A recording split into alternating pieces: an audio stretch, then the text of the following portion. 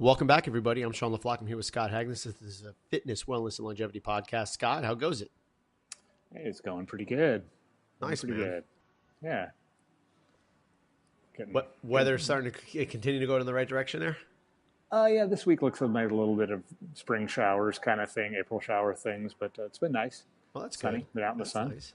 Yeah, we've luckily enough, we've actually caught a continued little bit of mild weather toward late, I guess, spring here before we sneak right into summer. So I'm relishing every minute of the non-abrasive heat right now. So we kind of had a so December, January, February, March, April, May, or April. So yeah, I mean, we had 5 months of pretty decent non-sweltering weather. So yeah, if we can hold this out for another few weeks, I would definitely feel like we're stealing from the pot here. But the other thing that I have to kind of mention today, Scott, is actually our CrossFit Derby Beach. This is our second anniversary of owning the gym. We took over in April of 2017. So this is our 2-year anniversary owning the gym, myself and my partner, Myra Brandt. Nice. Congrats. Do you remember way back when you were a 2-year affiliate owner there, Scott?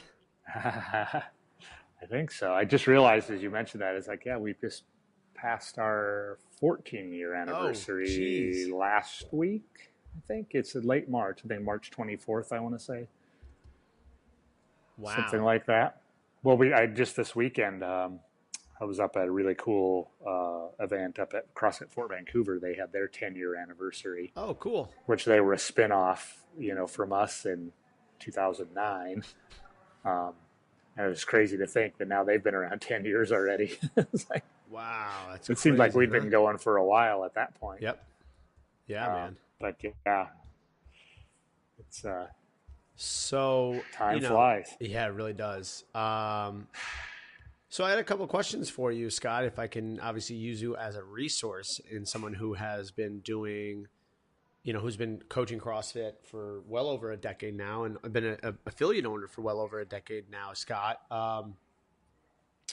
One of the things that I kind of have come across recently is the idea of kind of handing over the reins of head coaching. And I know at some point you kind of started doing that. But how did that come about for you, and how did you know who to kind of select and how to actually train those individuals? Yeah. Well, an ongoing evolution. I mean, it's certainly over those years we've done things, sort of differently. I mean, I had to, from square one, it was a one-man show in the early years, and then there was a bit of a process to kind of, let other folks do what I had always done. The first person was really my wife, so that was fairly easy because I knew she,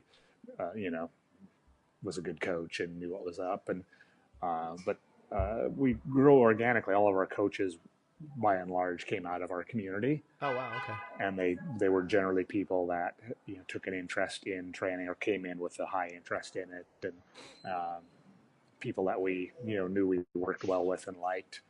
So my business partner for 12 years, 12 years now. He was he and his girlfriend were just members of the gym originally, and they ended up buying in, and then as we got bigger, we needed more coaches, and those generally came out of the community as well. We had a few exceptions. We had a few trainers, a couple that was a trainer in mid school years, I would call it, I guess, moved down from Vancouver, BC, where they'd been at CrossFit Vancouver, which was one of the very original affiliates also. They were good coaches. And so we had a college strength coach that worked for us for a while. It was kind of Olympic lifting specialist. But outside of that, to this day, I mean, almost everybody has come straight out of our system that we have. As far as maybe 4 years ago now, I turned over the head of writing the workouts for our gym and really running the programming, which being that was kind of my specialty. I've always kind of been, a programmer. That was, something I wouldn't say I didn't struggle with the idea of doing, but It worked out, really well right away. And the coach, my head coach Maddock here, is he's super brilliant guy. We studied much of the same things for many years. Mm-hmm. So very very similar vein.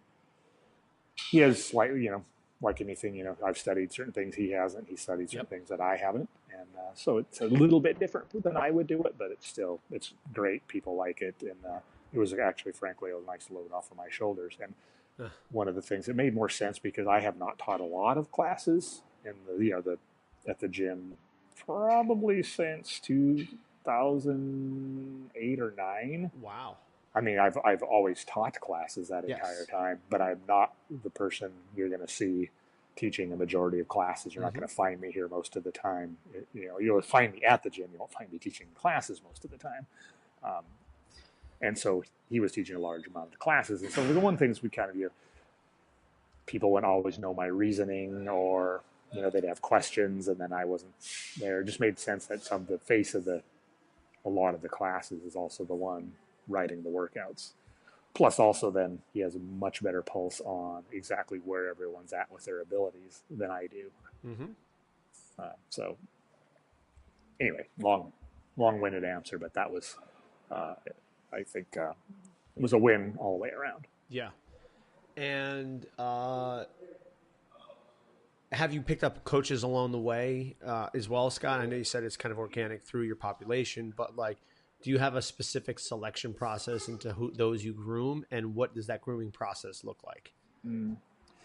Generally, it's somebody that expresses interest, and is people generally would approach us with the potential possibility. I would say we haven't been 100% in-house. There's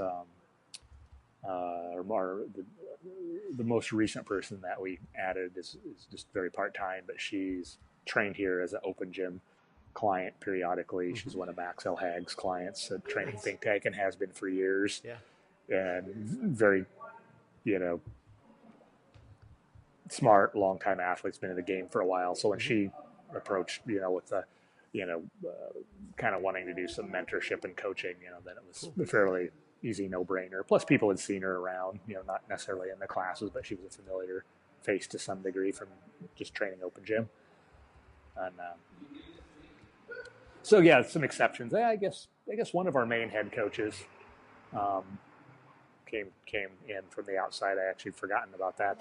The other Scott, there were two of us for a while, and he was a golf pro at a fairly one of the more prestigious courses in the state. And, wow! But he was doing CrossFit and into it, and kind of looking to change professions. And ended up working out real well too, but we did go through a significant process there to kind of bring him up to speed, because he came in from outside the community. But this is a while ago. I think that was 2011 that he came in. So as far as continuing education, we tend, so the way we're set up here now, Maddock and myself do a vast majority of the stuff here at the gym. We've kind of shrunken the staff somewhat. My business partner Shashi he had started a family, and he went back to work in his original field, so he's doing software development. Mm-hmm. So he's not, rather than being here all day and coaching a fair number of classes, like has been for a lot of years, he still coaches a few classes here and there, but I mean, if anything, he's basically like a part-time trainer. So Maddock and myself do a large brunt of the coaching here these days, so it makes it a little easier. We kind of figure out we're generally interested in the same things. I'll go to one seminar, he'll go to another. We kind of share the information, and so it's sort of what we've done lately. Nice. And let me ask you this. How do you keep your coaches motivated? Because obviously there's no coach necessarily that can work completely and sustain themselves off of coaching on the floor strictly, right?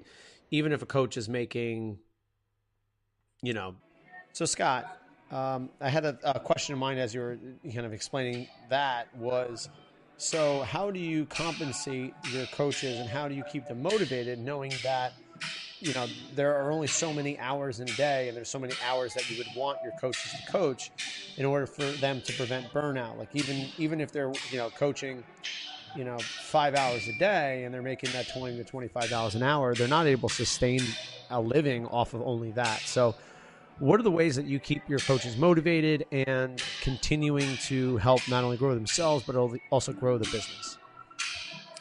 Yeah, so our head coach, he's paid a salary, and then it's additional for personal training and program design and stuff on top of that. So it's not necessarily a per class hour thing. And then we have incentives for various further education, things like of that nature. As far as our part-time crew, these are people that are not interested in making it their full-time work. It's kind of supplemental. They work real jobs and fill in here. And that kind of covers the gaps for us. So as far as we haven't really, everybody that we have is, I think, kind of a lifer into all of our coaches that we currently have been training either here or similar for, I honestly think, a decade at least. And so, they're kind of in a spot where they're happy doing what they're doing. They like learning. And I think, like most of us go through our life cycles, some of them were at one point competitive CrossFitters, but now they're, years past that, and now they're looking at training for, rock climbing or something. They've taken the same interest and steered it into different aspects, not like, the rest of us have done, I guess, also. So I don't know if that answers your question. I mean, that's kind of how we do it with our sort of unique situation here, maybe. Yep. Yeah. So yeah, I mean, the reason why I asked that is just because, I was the head coach originally, and I ended up owning the gym. So it's like, if I'm eventually going to hand off the reins to somebody else, I've got to be able to be prepared to kind of provide them with, as an employer, enough income so that they can actually live, but also with not giving it to them, offering an opportunity, but not giving it to them. What are your thoughts on that? Yeah, no, I see what you're saying. Yeah, it's like you want to have someone that you can potentially, or if something happens to you, or you wanted to be able to take an extended vacation, you could, right? Yeah, it's a tricky balance, right? Because you don't want to bring somebody up that's going to run away, and you put all that time and effort into someone, and then they're going to go open a gym down the road, or maybe in a city far away. But either way, you've lost them. So that was something we tried to break out of that mold years ago, of just having a lot of part-time coaches that traded their membership to teach classes and some money on the side, and we wanted to try to have fewer coaches but pay an actual living wage people could actually live on. Yeah. So we've never had a plethora of part-time coaches. We've just had a few that can fill in when the rest of us is gone, or that sort of thing. And that way, we've been lucky. I mean, part of the screening process is we tried to, as best we could, vet out people that really didn't have an interest in being an entrepreneur. Because I think that's kind of where we've been with the different head coaches we have had over the years, is they've all liked training and the process of it, but the thought of being on the hook for a lease on a building and having to maintain a website and do taxes at the end of the year and all those things was just something that they were just not interested in, and they knew it. Yeah, so I picked up on that word entrepreneur, and I think that is important for even coaches who are working for a business, is that because your primary source of income is going to be you driving yourself, you have to have some kind of business sense. Would you agree? Yes. Yeah, I think to be a successful coach, because even if you are working for someone else, still your income is probably going to be based on your ability to drive clients' interest to you and what your specialties and et cetera, or your style. Mm-hmm, mm-hmm. And I think that is, you hit the nail on the head there, is that many people are waiting for someone else to sell them as a coach. but I feel that's very disempowering. I think if you know what you want and you know who you want to work with and you know what your strengths are, go sell it and make as much or as little as you want. I take my brother as an example. He started out as CrossFit coaching in New York City at a couple different gyms, and now he's very successful in doing personal training. And obviously in New York City, you're commanding a different hourly rate, more probably similar to your area, a little more than my area, but you can make a nice comfortable living and work as much as you want or as little as you want. And there's, a fairly large client base within that area. Mm-hmm. Yeah, exactly. I think, that, I wouldn't necessarily say our model is ideal, and, if I could rewrite the whole story from the beginning all over again, there's certainly things along the way I would have done differently. But has allowed us to kind of function and do well with what we do here. Is it perfect for the long term? No, probably not, but, it's, we're kind of in a spot where there is some sort of a looming end game anyway. Yeah. In that, we have, oh, nice. Sorry. Press handstand drill just happening really nice over here. We just worked on earlier last time. That, we're going to have to find a new location after our lease is up at the end of 2020. Yep. And, the market has changed entirely, massively since the last decade that we've been in this location. And it may be a point that we kind of separate the pieces and, go our separate ways and don't know exactly what that's going to look like, but it's going to be fundamentally very different. And that's partly based on, a lot of our interests. I think I would rather be, at this point in my career, I'd rather be a sole proprietor coach, just doing personal training and working out of other facilities probably in the future.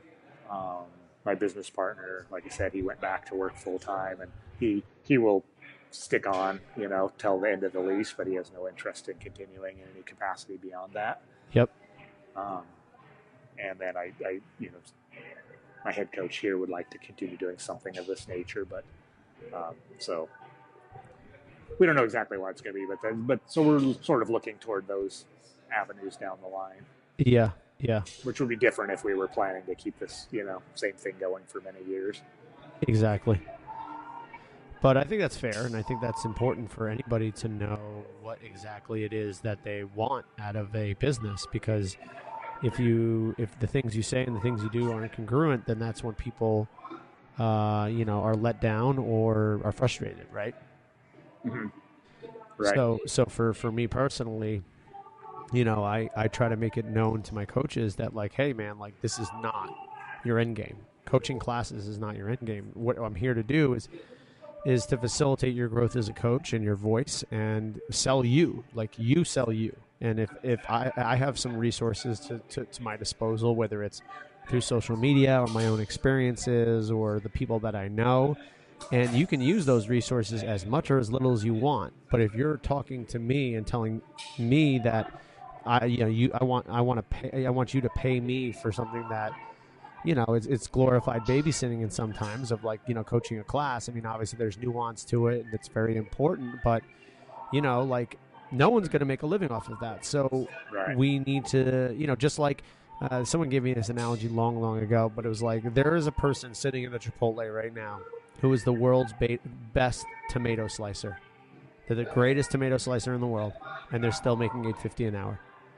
You may be the best person in the world at what you do, but that profession may not make a living for you. So you have to kind of expand your skill base and be able to market yourself and work with those who can provide a living. And obviously, if providing a living is your number one concern and being stable there, then go find a job where that is going to be easy. And that's not what coaching, and that's not what training, and that's not what the fitness industry is. I think we all understand that the fitness industry is built on a person's merit and not what other people are going to be doing for them, which is, I think, a hugely empowering thing, because it's not just like, oh, you get you get this because you signed up for something, or because you're part of the company. You get it because you worked for it. Yeah, it's up to you to go out and make it happen within. So it's almost like a mini entrepreneurial thing. But I think people need to look for situations where they're depending on who you work for, sometimes you can be doing quite a bit and getting a fairly small percentage of the cut. Mm-hmm. And so Yeah. yeah, that can be something for newer coaches to consider as well. Absolutely. I mean, when I was first coaching, I started out as a coach doing hours on the floor, and I soon realized, I'm like, yo, this isn't enough money for me. Like, I need more. So it wasn't that I asked for more. I said, what can I do? Like, what opportunities can we create together? And I think that was a much better mindset than some people were like, well, what are you going to give me? Right. Right. Yeah. And I was, and that pushed the current owner the current owner at that time to, build out another side and create an individualized design program. And we expanded personal training, and it created enormous revenue for not only myself, but the business. And in the beginning, I was a little salty about doing a 60-40 split, but I realized that the build out and the cost of investing into that meant something. And, over time, the ratios switched a little bit to the point where now basically all you're doing is you'll make the lion's share, but you're paying for facility cost, basically, of wear and tear on equipment, and then also processing fees. But it's up to you. It's your oyster. You want to work hard and make a great living. You can. If you want to just kind of sit back and wait for somebody else to come and help you, you can do that. But it's not going to happen in this industry. There's no time for it. There really is none. Right. Yeah. Yeah, and it's it's at no point is it going to be like just where you're collecting a check. You've got to keep at it. You can't. You may very well get long-term clients that are with you for a long time, but you've still got to keep filling the pipeline. You're going to lose some here and there. Yeah, and again, I go back to the idea that, like, it's a great industry for those who are passionate about being in fitness, and because it's a meritocracy, you work as hard as you want, and it really does pay off.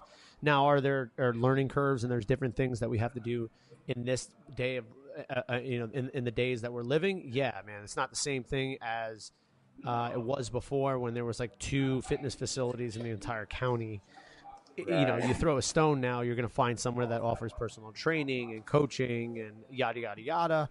Right. To be in a CrossFit facility, sometimes you're a little bit pigeonholed. But that being said, you have hundreds of clients that you'll come across and you can make an impression on. And I think that's the thing that people don't understand, is that, the coaching is kind of like your stand-up routine, or it's your ability to create rapport with people. I know this sounds a little lewd, but it's like the stripper who goes out and stage. Okay, they're not making the money off of that. They're making the money off the lap dances. But you need that presence, that appearance, so that you can show off a little bit and get people to know who you are.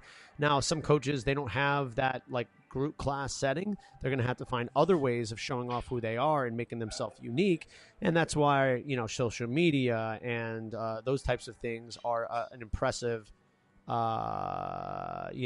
tool that I didn't have when I was younger, and nobody had. Like, this is something that's been happening over the last 5 to 10 years of fitness coaches and trainers being able to show who they are, show their skill sets from the comfort of their own home with very little cost. And it's basically advertising. It's what you would have gotten had you had to pay for advertising on a television, but now you get to do it for free. Literally, there's no cost in any of that stuff. Instagram, YouTube, Facebook, it's free. If you want to buy ads and you can promote, yes, you can do that. But if you have a good enough product and you're a good enough person and you can get your word out there and you hustle your butt off, you're going to get some results from that. And sometimes I'm bitter about that because I see other people, but then I realize they're hustling their butt off nonstop, and it really does pay off if that is what your goal is.